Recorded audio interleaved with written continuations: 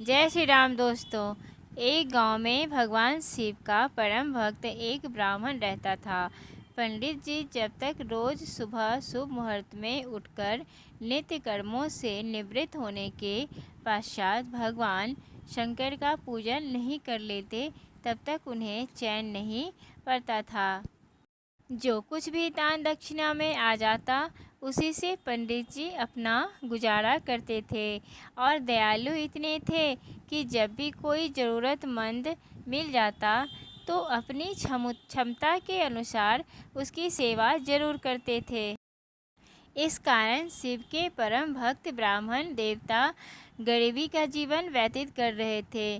पंडित जी की इस दानी प्रवृत्ति से उनकी पत्नी उनसे चिढ़ती तो थी, किंतु उनकी भक्ति परायणता को देखकर उनसे अत्यधिक प्रेम करती थी। इसीलिए वह कभी भी उनका अपमान नहीं करती थी। साथ ही अपनी ज़रूरत का धन वह आस पड़ोस में मजदूरी करके जुटा लेती थी। एक समय ऐसा आया कि जब मंदिर में दान दक्षिणा कम आने लगी तो जिससे पंडित जी को आर्थिक तंगी का सामना करना पड़ा। घर की मूल आवश्यकताओं की पूर्ति नहीं होने के कारण ब्राह्मणी दुखी रहने लगी। इसी तरह दिन बीतने लगे। एक दिन महाशिवरात्रि का दिन आया। उस दिन भी पंडित जी हमेशा की तरह ब्रह्म मुहूर्त में उठकर नित्य कर्मों से निवृत्त होने के लिए नदी की ओर चल दिए। संयोग से उस समय उस राह से पार्वती और शिवजी गुजर रहे थे। अचानक से पार्वती जी की नज़र पंडित जी पर पड़ी। आज पंडित जी महाशिवरात्रि को लेकर उतने उत्साहित नहीं थे जितने कि अक्सर हुआ करते थे। पार्वती जी को बात समझते देर नहीं लगी। उन्होंने शिवजी से कहा, भगवान, यह ब्राह्मण देवता प्रतिदिन आपकी उपासना करते हैं, फिर भी आपको इनकी चिंता नहीं है। पार्वती जी की बात सुनकर शिवजी बोले, देवी, अपने की चिंता मैं नहीं करूँगा तो कौन करेगा। पार्वती जी, तो हे देव, आपने अब तक इसकी सहायता क्यों नहीं की। शिवजी बोले, देवी, आप निश्चिंत रहिए। अब तक उसने जितने बेलपत्र शिवलिंग पर चढ़ाए हैं वही आज रात्रि में उसे बेलपत्र उससे धनपति बना देंगे।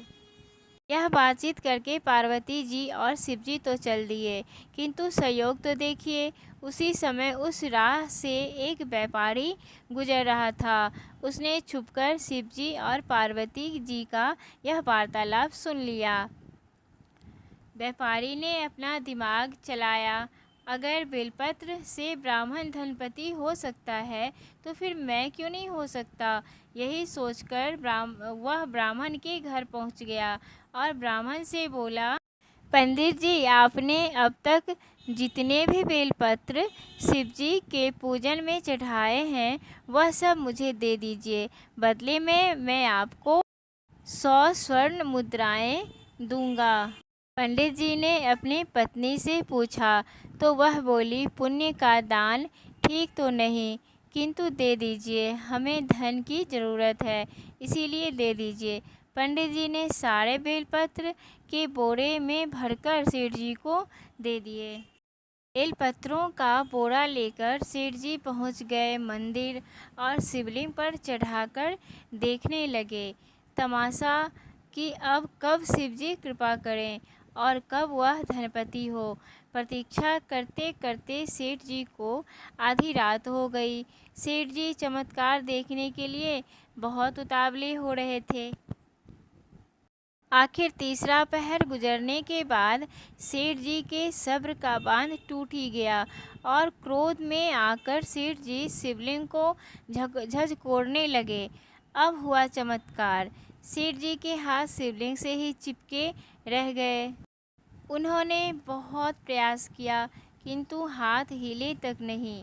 थक हार कर सेठ जी ने शिवजी से क्षमा याचना करने लगे तो शिवजी बोले, लोभी सेठ, जिस ब्राह्मण से तूने बेलपत्र खरीदे हैं उसे 1000 स्वर्ण मुद्राएं दे, तब जाकर तेरे हाथ खुलेंगे। प्रातःकाल जब पंडित जी पूजन के लिए आए तो देखा कि सेठ शिवलिंग पर हाथ चिपकाकर सो रहा है। उन्होंने पूछा तो सेठ बोला, पंडित जी, शीघ्रता से मेरे बेटे को 1000 स्वर्ण मुद्राएं लेकर मंदिर आने को कहिए। पंडित जी ने सेठ के बेटे को बुलाया और सेठ ने वह स्वर्ण मुद्राएं ब्राह्मण को दिलवा दी और सेठ मुक्त हो गया। अब पार्वती शिवजी से पूछती है, हे नाथ, आपने अब तक अपने भक्त को कोई धन नहीं दिया। शिवजी बोले, देवी, मेरे पास कहाँ धन है जो दूंगा, किंतु मेरे भक्त अब गरीब नहीं है, देखिए। तो ये है शिवजी की महिमा। अगर भक्ति सच्ची हो तो महिमा अपरंपार होता है। धन्यवाद। अगर आपको ऐसे ही कहानी सुनना पसंद है तो चैनल को सब्सक्राइब करना ना भूलिएगा।